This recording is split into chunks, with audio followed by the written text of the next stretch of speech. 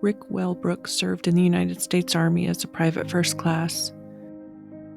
He enlisted in the Army in 1966 during the Vietnam War. My dad had a ranch up in Montana, and I was working the ranch, helping him. And then the war escalated in '64, and so I told him I wanted to join the service. I was 17, and I told him I wanted to join the service. I'm fighting the war. I want to help fight in the war. And he wasn't happy about that, but he did sign me in. And of course, I was 17, so they wouldn't do anything with me. They wouldn't send me to Vietnam because I volunteered for Vietnam. And they sent me over to Germany until I turned 18, and then you had to be 18 to get shipped over to Vietnam. And so as soon as I turned 18, a week later, I got orders to ship over to Vietnam. Going into Vietnam, and they changed my MOS to combat engineers.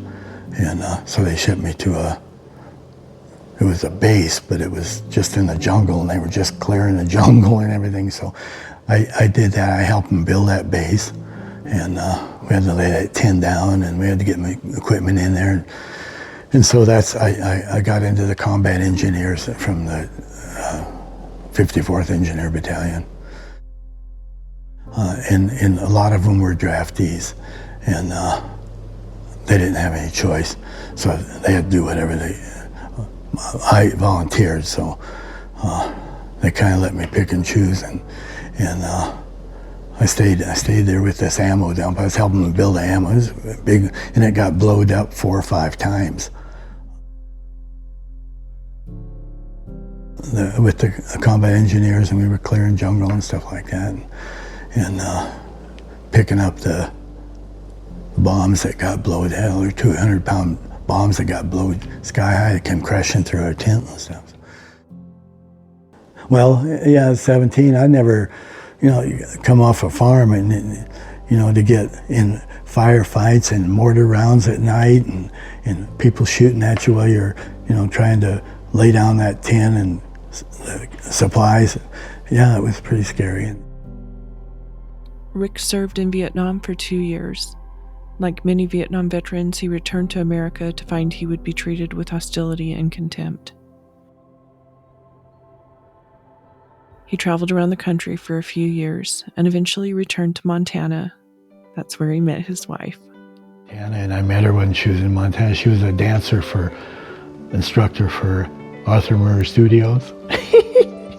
and I went down there, and I was hitting on her romance, and we eventually married, and her family was from Wickenburg, Arizona, and I thought Arizona was sand, and every place was sand. That's what I thought was Arizona. And my father-in-law, come on, we can stake out some land and we can open a chicken farm, and I said, okay.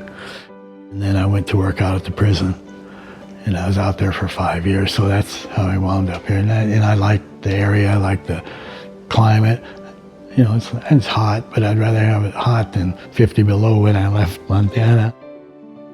Rick became a licensed counselor in the state of Arizona. For many years, Rick supervised counseling services throughout southeastern Arizona and served as a certified alcohol and drug abuse counselor. State certified and then national certified, and I opened my own counseling center. I was with CBIS for 30 years. And most of my guys were Vietnam veterans, and so some of them, there were some pretty horror stories. My veterans, I love veterans, all of them, Korea, Vietnam. I worry about the kids from Iraq and Afghanistan. I had women and children, and abuse for women and children, and alcoholics, and so I did counseling for everybody. I don't like talking about the service, but I'll help others. I'll talk to others about it, and I probably be pretty helpful. Rick didn't have an easy time in the Army, but he found a way to use his knowledge and experience to serve his fellow man with compassion and empathy. Thank you, Rick Wellbrook, for your service.